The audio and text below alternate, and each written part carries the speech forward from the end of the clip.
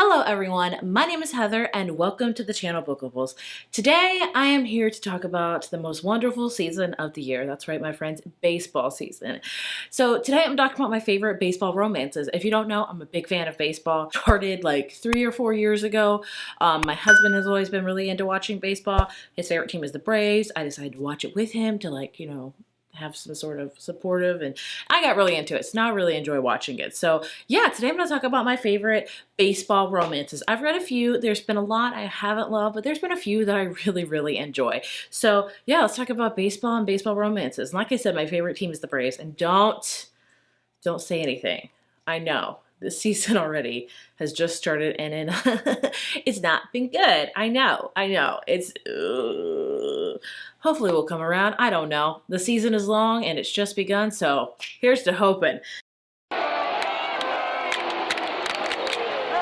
So the first books I want to talk about are books a part of a series. And this is a series that you don't necessarily need to read in order. You can pick which ones you want to read. I'm talking about Caught Up and Play Along by Liz Tomford.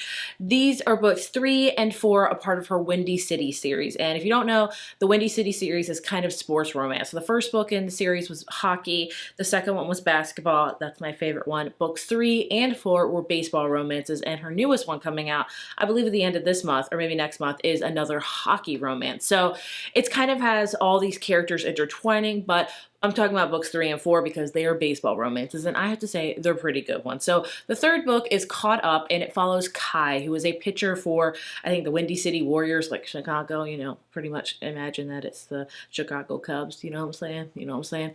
And he is a single dad, and he's kind of struggling. He's not, the season's about to start, and he doesn't know if he can play because he doesn't have childcare for his child. Enter in Miller, who is kind of his manager, the coach of the whole team's daughter, and she is taking a sabbatical from her job. She's a chef, and her dad's like, hey, why don't you babysit Kai's son? And so that kind of happens, and you can tell it's kind of got a single dad babysitter nanny romance, and the chemistry between them is really good.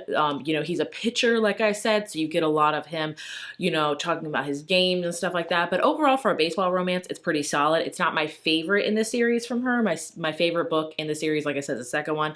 My favorite baseball one is the fourth one. So in the fourth book, we actually follow Kai's younger brother, Isaiah, who is also on the team. I think he plays shortstop, I'm not sure. And pretty much this whole book is about Isaiah and Kennedy. And Isaiah has been crushed on Kennedy, who is the team's physical therapist. She's the one that kind of works the muscles because that's very important for any sport you do professionally, goodness gracious. And he's always harbored a big crush on her, but she's been off limits because she's been engaged. And one day Isaiah notices that she's not wearing her ring anymore.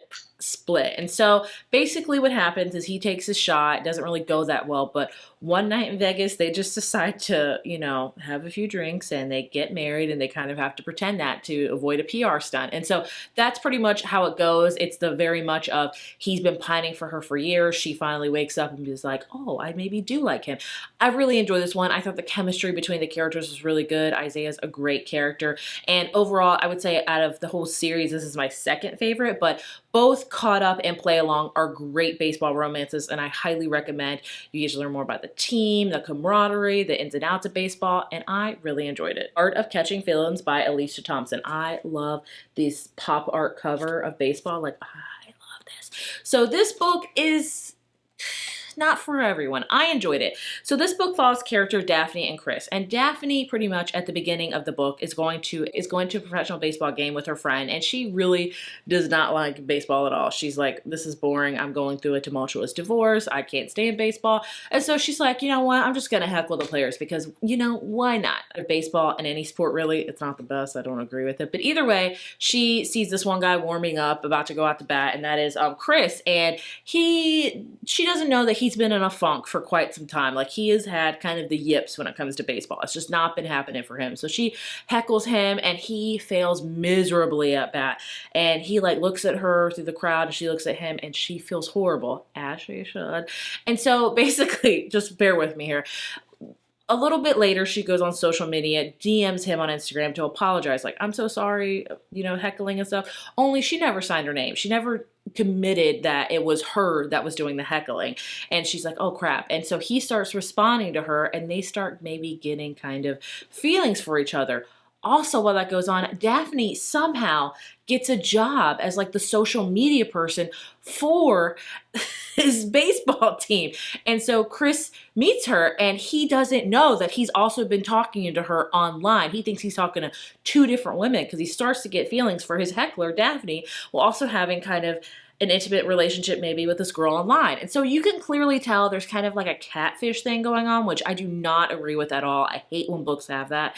And there's been some books that have done that, but I do feel like it got remedied in the third act. I do feel like it came, you know, full circle, but I do not like that aspect of this book at all. But the romance was really good. I really enjoyed him kind of trying to rediscover his love for baseball and trying to get over his things that's been going on in his life to prevent him from playing decently, because I think that happens in any sport. Like, there's not going to be a time where you're just amazing all the time. You're going to go through ups and downs in any career, all that kind of stuff. But I enjoyed it. But I could understand how some people wouldn't because of the whole catfishing thing, okay? But as far as a baseball romance, I'd say it's pretty solid. And we have one that I do not love, but a lot of other people do, and I can respect it, and that is the Bromance Book Club by Lisa K. Adams. I read this many moons ago because the cover intrigued me, the plot intrigued me, and I thought it was going to be really good, and I didn't enjoy it. So I haven't read any more in the series, and I don't know if they've all followed baseball players. I don't know. But basically, please forgive me as it's been a long time and I don't remember. We have a guy who's a professional baseball player, and his wife just decides to leave him because she's just not happy in the relationship, in particular the bedroom, if you get what I'm saying. Like. And she's never felt fulfilled, and he's like, what the heck? Like, he's kind of a narcissist, in my opinion. And so he meets with his friends, and his friends decide, like, hey, come to this Bromance book club we got going on where they read like Regency historical romances to kind of learn how to romance and woo a lady. Like, it's not a bad idea, okay? It's not a bad idea. My problem with this book is I just loathed every single character. I did not like the guy, didn't like the girl. I think her, even like her sister or something was horrible. Like, I just did not enjoy any of them. But as far as like a baseball romance goes, it's pretty good. You get to see people from different sports. You get to see him try to figure out, like, maybe I shouldn't be so cocky and stuff, because that's another big thing in sports. But it's one that I'd say if you just strictly want a baseball romance, I would recommend checking out. Her Up by Tessa Bailey. And I know I've talked about this book a lot. It's actually one of my favorite Tessa Bailey books, I'll just say. It was my first ever one I read by her, and I just really enjoyed it. This book follows Georgie and Travis. Georgie lives in a very small town, and she is a clown, like an actual clown, where she goes to birthdays and it's like, happy birthday.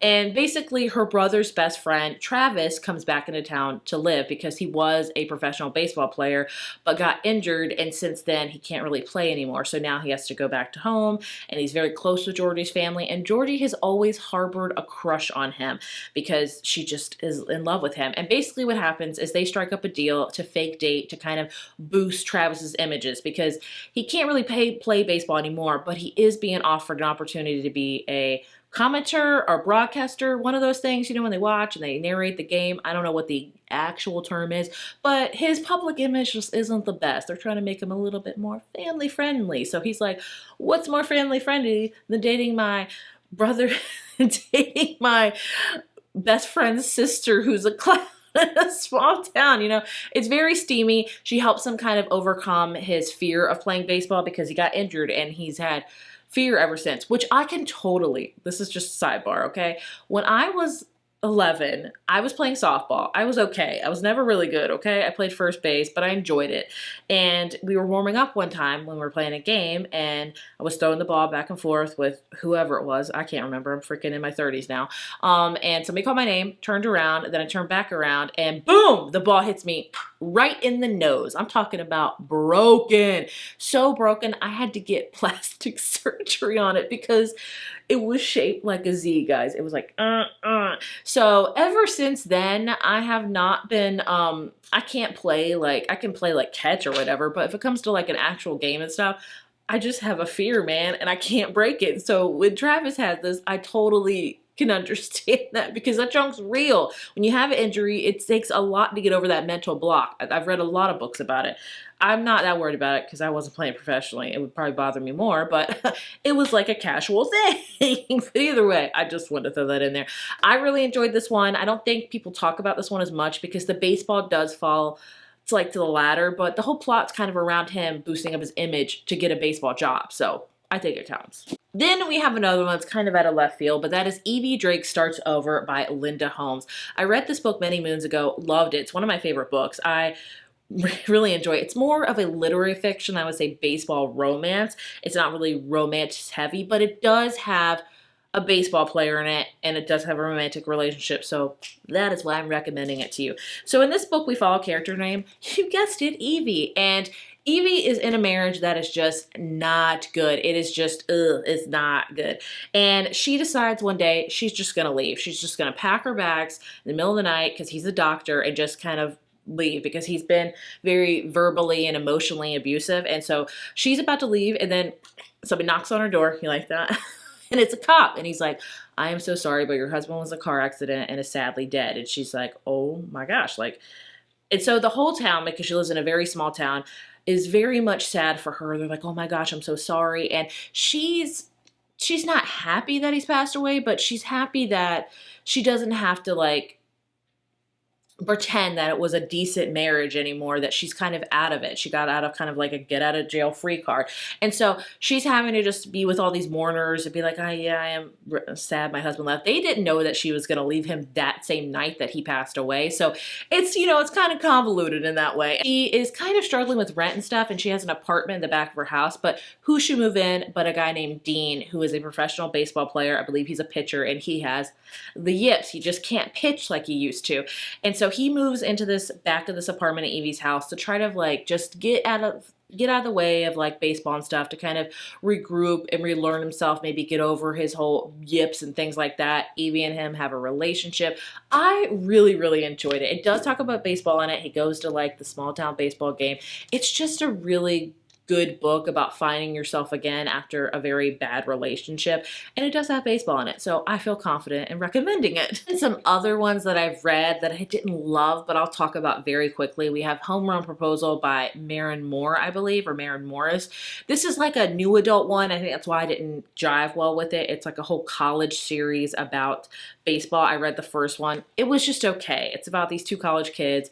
He's a baseball player. You get the gist. It was just, nah. Then I have Out of His League, which I forget the author's name, but I was so excited for this one a couple years ago, and it was just kind of boring. It's about a girl that loves baseball, and she meets her favorite baseball player at the airport, and they kind of strike up a relationship, and that is literally all I can tell you about it. I have no recollection of it. I just remember not enjoying it, but if you want a baseball romance, there you go. There's a few other ones that I have not yet read. I don't know if I will. We'll have to see. We have Heavy Hitter by Katie Cotugno. The reason I'm hesitant on this one is because I've read an adult romance by Katie Cotugno, and I just didn't love it. But if you read it and you liked it, let me know, because I will read it if people like it. And then we have the Brentwood Boys series by Megan Quinn. This is a whole series, I believe, about like probably different players on a baseball team, and I know it's very steamy, stuff like that. So those are all my recommendations for baseball romances. It's not a ton. I was really like, should I do this video? But I was like, you know what? There's like 5 or 6. I think that's solid enough. But I want to expand my repertoire when it comes to baseball romances. So if you have any favorite ones, please let me know down in the comments, because I need some, because I love reading them, because the Braves aren't doing good this year, so I need to at least read some good baseball romances. You know what I'm saying? Okay, okay. Either way, I hope you enjoyed this video, and thank you so much for watching, and I will see you in my next one. Bye.